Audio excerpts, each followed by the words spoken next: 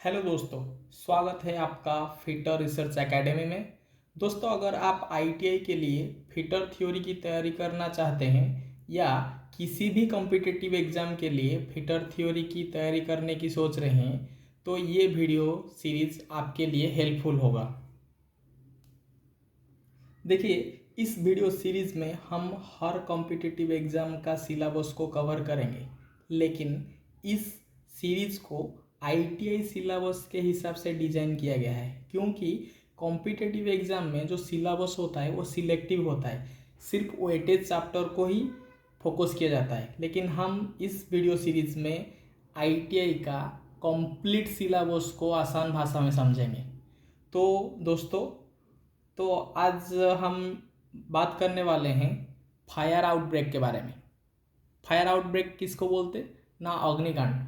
जब अनवांटेड जो चीज़ हम ये बोल सकते ना चाहते हुए अगर कहीं आग लग जाता है और बहुत सारा प्रॉपर्टी लाइफ को डैमेज होता है, उसको फायर आउटब्रेक बोलते हैं, जिसको हिंदी में हम अग्निकांड भी बोल सकते हैं।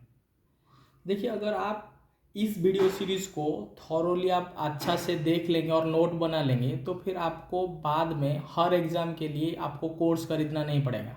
ये ऑल इन वन पैकेज है जिसमें हम आपको कंप्लीट टॉपिक मिलेगा फिटर थ्योरी का।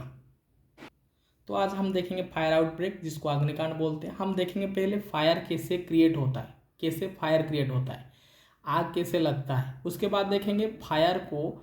देखिए, फायर ना कभी हमारा बहुत ज़रूरी में आता है, जैसे हमको खाना बनाने में ज़रूरी में हेल्प मदद करता है, हमको हीट जनरेट करने में मदद करता है। इंडस्ट्रियल में, इंडस्ट्रियल खेत जो एरिया है उसमें हमारा फ़ायदा लाता है। कभी कभी लाइटनिंग के लिए भी फायर यूज होता है। तो फायर हमें बहुत सारा हेल्प करता है, लेकिन फायर जब अनवांटेड, जब हम ना चाहते हुए भी लग जाएगा या हमारा कंट्रोल से बाहर हो जाएगा तो फिर ये चीज़ हमारे लिए डेंजर हो सकता है। तो इसीलिए फायर को कंट्रोल करना ज़रूरी है। ठीक है, तो फिर पहले हम देखेंगे फायर क्या है, फायर कैसे क्रिएट होता है। देखिए, फायर तीन ठो चीज़ का कॉम्बिनेशन में बनता है। जैसे आपको मालूम होगा, जो जल होता है, पानी होता है, वो दो चीज़ को मिल के बनता है, जैसे हाइड्रोजन और ऑक्सीजन। उसी तरह फायर तीन ठो एलिमेंट को लेके बनता है। देखिए, फायर एक का ये ट्रायंगल है जिसमें फायर तीन चीज़ को लेके बनता है। पहले फायर के लिए पहले आपको चाहिए फ्यूल। फायर के लिए पहले आपको फ्यूल चाहिए, फ्यूल जिसको जालेनी बोलते हैं, फ्यूल। उसके बाद आपको चाहिए हीट, उसके बाद आपको चाहिए ऑक्सीजन। ठीक है, अगर ये तीनों का कॉम्बिनेशन हो जाएगा, ये तीनों मिल जाएंगे तो फिर जो क्या क्रिएट होगा ना, फायर क्रिएट होगा। ठीक है, तो फायर ये तीनों चीज़ को लेके बनता है। जब जहाँ हम चाहते हैं कि फायर ना सृष्ट बन क्रिएट हो, ना बने या ना लगे, तो फिर हमें क्या करना होगा ना, ये तीनों चीज़ को आइसोलेट करके रखना होगा। आइसोलेट का मतलब है ये चीज़ को मिलने ना देना है। जहाँ हमको फायर का ज़रूरत नहीं है या फायर जिस जगह डेंजर हो सकता है, तो हमें क्या करना है, ये तीनों चीज़ को मिलने नहीं देना है। ठीक है, तो हमें क्या करना है ना, फ्यूल को हीट का कांटेक्ट में नहीं लाना है। ऑक्सीजन तो हर जगह प्रेजेंट है।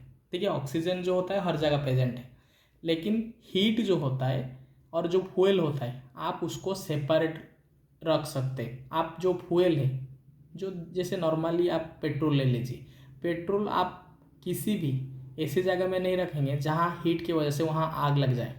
आप शॉर्ट सर्किट सुने होंगे, इलेक्ट्रिकल शॉर्ट सर्किट होता है, वो हीट की वजह से होता है। एक बार शॉर्ट सर्किट हुआ फिर पूरा तैरने से हो सकता है सब कुछ।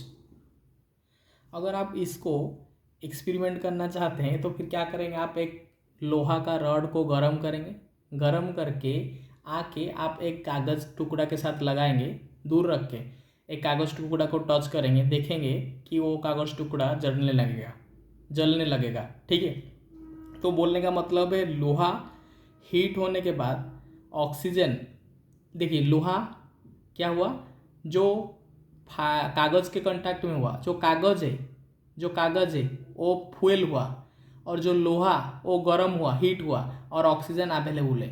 तो लोहा गर्म था, कागज़ फ्यूल है और ऑक्सीजन अवेलेबल है। जो तीनों जब कांटेक्ट में आएंगे तो फिर क्या सृष्टि हुआ, फायर सृष्टि हुआ, आग सृष्टि हुआ। तो इसीलिए हमें ये तीनों चीज़ को जब ज़रूरत होगा और जिस क्वांटिटी में ज़रूरत होगा उसी क्वांटिटी में ही कंबाइन करेंगे, नहीं तो इसको हमेशा आइसोलेट करके रखेंगे, अलग अलग करके रखेंगे। देखिए आग तो आग होता है, लेकिन आग जिसके वजह से, जिस फ्यूल के वजह से जो आग लगता है, उसी हिसाब से आग जो फायर है उसको कैटेगरी किया गया है। हम फायर को 4 कैटेगरी किए हैं, 4 को टाइप में फायर को डिवाइड किए। हम वो 4 कैटेगरी को देखेंगे यहाँ कितना टाइप का फायर है। तो हम देखेंगे फायर का जो क्लासिफिकेशन देखेंगे, फायर को कितना टाइप में क्लासिफाई किया गया। फायर को 4 टाइप में क्लासिफाई किया गया है। देखिए पहला टाइप है जिसको बोलते हैं क्लास 1 फायर। फायर को क्लास 1 फायर बोलते हैं। क्लास ए फायर, ये क्लास ए फायर है। अगर फायर वुड पेपर क्लॉथ, ये इंपॉर्टेंट चीज़ है, ये एग्जाम में आता है। Would paper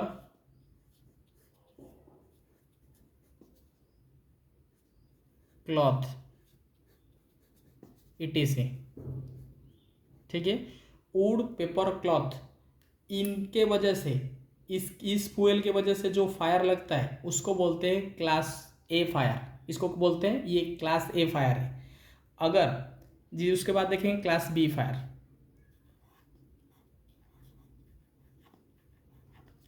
class B fire, ठीक है।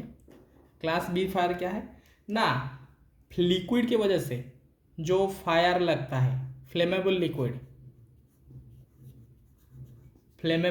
की वजह से, फ्लेमेबल लिक्विड के वजह से जो फायर लगता है उसको बोलते हैं क्लास बी फायर। जैसे पेट्रोल हुआ, किरोसिन हुआ, डीजल हुआ, ये क्लास बी फायर में आएगा। उसके बाद देखेंगे क्लास सी फायर। उसके बाद देखेंगे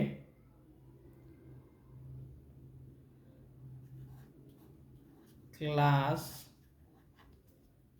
सी फायर, ठीक है। क्लास सी फायर में कौन कौन आएगा ना, गैस हुआ, गैस एंड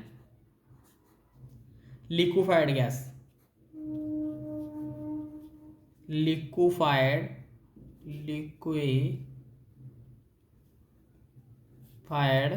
गैस, ठीक है।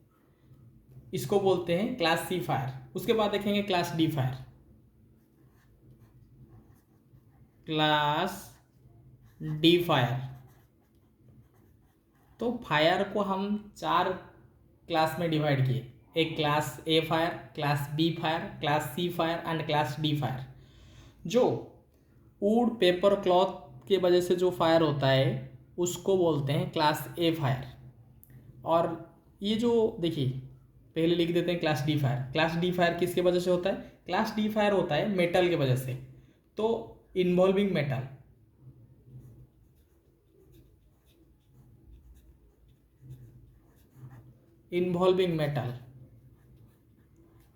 ठीक है। तो अगर आसान भाषा में और सीधी समझने की कोशिश करेंगे, क्लास ए फायर वो फायर होता है जो सॉलिड के कारण बनता है। जो सॉलिड फ्यूल के वजह से जो फायर होता है, सॉलिड फ्यूल देखिए वुड पेपर क्लॉथ ये सब सॉलिड है, तो सॉलिड फ्यूल के वजह से जो फायर होता है उसको बोलते हैं क्लास ए फायर। लिक्विड जैसे पेट्रोल हुआ, डीजल हुआ, किरोसिन हुआ, वो लिक्विड, तो लिक्विड के वजह से जो फायर होता है उसको बोलते हैं क्लास बी फायर, ठीक है। तो लिक्विड के वजह से जो फायर होता है उसको बोलते हैं क्लास बी फायर, और गैस के वजह से जो फायर होता है, जैसे गैस हुआ, लिक्विफाइड गैस हुआ, तो गैस के वजह से जो फायर होता है उसको बोलते हैं क्लास सी फायर, और मेटल के वजह से जो फायर होता है, मेटल के वजह से जो फायर होता है उसको बोलते हैं क्लास डी फायर। अगर मोटा मोटी बोला जाए, क्लास ए फायर सॉलिड की वजह से होता है, सॉलिड फ्यूल की वजह से होता है, class B fire liquid fuel की वजह से होता है, और क्लास सी फायर गैस की वजह से होता है, और क्लास डी फायर मेटल की वजह से होता है। तो हम फायर को 4 क्लास में डिवाइड किए। हम देखिए class A, class B, class C, class D. Question ये आएगा, लिखा होगा कि जो पेपर होता है वो किस कैटेगरी फायर में आता है, जो पेपर फ्यूल होता है वो किस कैटेगरी फायर में होता है। तो आपका आंसर होना चाहिए कि क्लास ए फायर में होता है। अगर पेट्रोल दिया जाएगा तो फिर वो क्या क्लास बी फायर में आएगा। ठीक है, तो आज हम इस वीडियो में देखें कि फायर कैसे क्रिएट होता है, उसके बाद देखें कि जो फायर है उसका क्लासिफिकेशन देखें कि फायर कितना टाइप का है। हम उसमें देखें class A fire, class B fire, class C fire and class D fire. ठीक है, तो आज के लिए इतना ही। धन्यवाद, और कंप्लीट वीडियो सीरीज़ के लिए हमारे साथ जुड़े रहिए। धन्यवाद, फिर मिलेंगे अगली वीडियो में।